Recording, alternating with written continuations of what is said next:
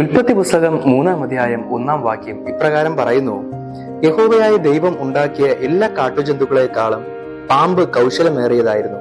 അത് സ്ത്രീയോട്, തോട്ടത്തിലെ യാതൊരു വൃക്ഷത്തിന്റെ ഫലവും നിങ്ങൾ തിന്നരുതെന്ന് ദൈവം വാസ്തവമായി കൽപ്പിച്ചിട്ടുണ്ടോ എന്ന് ചോദിച്ചു. ഈ വാക്യത്തിലൂടെ നമുക്ക് കാണുവാനായി കഴിയുന്നത് ആദാമിന്റെയും ഹവ്വയുടെയും ജീവിതത്തിൽ നടന്ന ഒരു സംഭവത്തെ അറിയുവാനുള്ള ആഗ്രഹവുമായി നിൽക്കുന്ന ഒരു പാമ്പിനെയാണ്.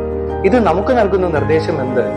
മറ്റുള്ളവരുടെ ജീവിതത്തിലെ കുറവുകളെ മനസ്സിലാക്കുക എന്നാണ് മനുഷ്യരായ നാം ഓരോരുത്തരുടെയും ആഗ്രഹം എന്ന് പറയുന്നത്. അത് നല്ലതേ അല്ല. നമ്മുടെ കുറവുകളെ നാം സ്വയം കണ്ടെത്തി അതിനെ തിരുത്തുക എന്നുള്ളതാണ് പ്രാധാന്യം.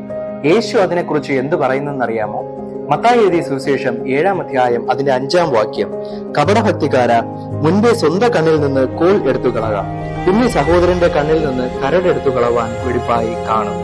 അതുകൊണ്ട് പ്രിയമുള്ളവരെ, നമ്മുടെ ജീവിതത്തിൽ മറ്റുള്ളവരുടെ ജീവിതത്തിലെ കുറവുകളെ മനസ്സിലാക്കുക എന്നുള്ള ആഗ്രഹം കടന്നു വരുമ്പോൾ നമ്മുടെ കുറവുകളെ ആദ്യം മനസ്സിലാക്കുക, ശേഷം ദൈവസന്നിധിയിൽ അത് ഏറ്റുപറഞ്ഞ് അതിനെ തിരുത്തി നിരപ്പ് സ്ഥാപിക്കുക.